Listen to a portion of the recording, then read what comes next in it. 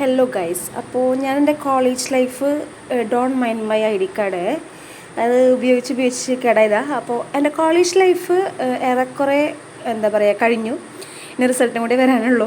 അപ്പോൾ എന്തായാലും ഞാൻ പുസ്തകങ്ങളൊക്കെ ഒന്ന് ജസ്റ്റ് ഒതുക്കി വെക്കാമെന്ന് കരുതി. എൻ്റെ എല്ലാ സാധനങ്ങളും അപ് ടു ഡേറ്റ് ആയിട്ട് മാറ്റി വെച്ച് കഴിഞ്ഞാൽ പിന്നെ എടുക്കുമ്പോൾ നമുക്കൊരു ബുദ്ധിമുട്ടുണ്ടാവില്ലല്ലോ. അപ്പോൾ സ്റ്റഡി ടേബിൾ ഒന്ന് ക്ലീൻ ആക്കാൻ കയറിയതാണ്. രാത്രിയാണ് കയറിയിട്ടുള്ളത്, അത് വേറെ കാര്യം. അപ്പോൾ ഐ ഡി കാർഡിൽ കൂടെ തന്നെ സ്റ്റാർട്ട് ചെയ്യാം. ഇതാണ് എൻ്റെ കോളേജ് ഐ ഡി കാർഡ്. അത്യാവശ്യം കോലം കേട്ടിട്ടുണ്ട്. ഇതെന്തായാലും തിരിച്ചു പോകുമ്പോൾ കൊടുക്കാനുള്ളതാണല്ലോ, അതുകൊണ്ട് പിന്നെ കുഴപ്പമില്ല.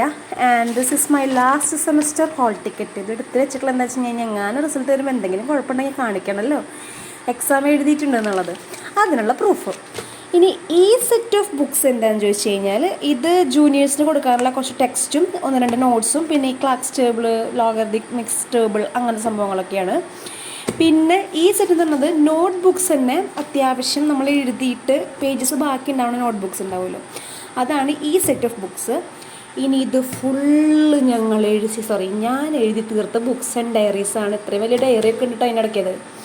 അപ്പോൾ ഇതൊക്കെ ഞാൻ ഫുള്ള് എഴുതി തീർത്തു, ഒരു പേജ് പോലും ബാക്കിയില്ലാണ്ട്. എന്തായാലും ഇത് വിൽക്കാൻ വെച്ചിട്ടുള്ള ബുക്സാണ്. ആൻഡ് ഈ സൈഡിൽ കുറച്ച് ആവശ്യമില്ലാത്ത ക്വസ്റ്റ്യൻ പേപ്പേഴ്സും പിന്നെ റിട്ടൺ നോട്ട്സും ഞാനിവിടെ വെച്ചിട്ടുണ്ട്. എന്തിനോ വേണ്ടി തിളച്ച സാമ്പാറായിരുന്നു. അപ്പോൾ ഇത്രയൊക്കെയാണ് എൻ്റെ സ്റ്റഡി ടേബിൾ. ഏറെക്കുറെ കാലിയായിട്ട് കിട്ടി. ഇനി കോളേജ് ലൈഫ് എല്ലാം എൻ്റെ ആവാണല്ലോ, അപ്പം ഒരു മെമ്മറിക്ക് വേണ്ടി എടുത്തു വെച്ചതാണ്.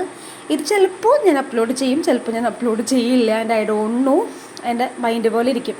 അപ്പോൾ അത്രയേ ഉള്ളൂ. ബൈ.